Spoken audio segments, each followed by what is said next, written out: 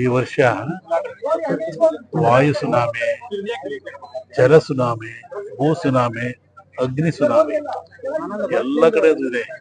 ಹಿಮಾಲಯ ಗೌರಿಶಂಕರ ಶಿಖರ ಶಿವ ಎಂದಿತ್ತು.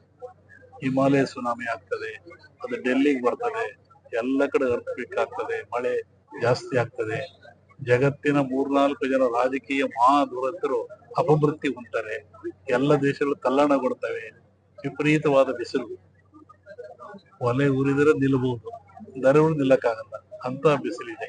ರಾಜಕೀಯ ಭವಿಷ್ಯ ಸದ್ಯದಲ್ಲಿ ರಾಜಕಾರಣಕ್ಕೆ ಯಾವುದೇ ಬದಲಾವಣೆ ಇಲ್ಲ, ಯಾವ ತೊಂದರೆ ಆಗಲ್ಲ. ಸಂಕ್ರಾಂತಿವರೆಗೂ ಆಗಲ್ಲ.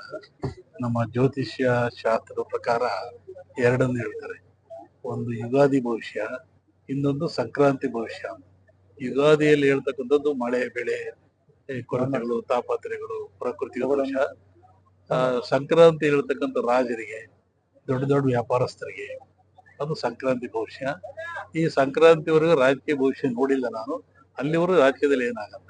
ಈಗ ಪಾಕಿಸ್ತಾನದ ಅದ್ರ ಬಗ್ಗೆ ಏನ ನಾನು ಯುಗಾದಿಯಲ್ಲಿ ಮೊದಲೇ ಹೇಳಿದೆ, ಉತ್ತರದ ನಾಡಿನಲ್ಲಿ ಹಬ್ಬೀತು ಹಗೆಯ ಬೇಗೆ, ಸುತ್ತುವರೆದು ಬರುವಾಗ ಜಗವೆಲ್ಲ ಕೂಳಾದೀತು.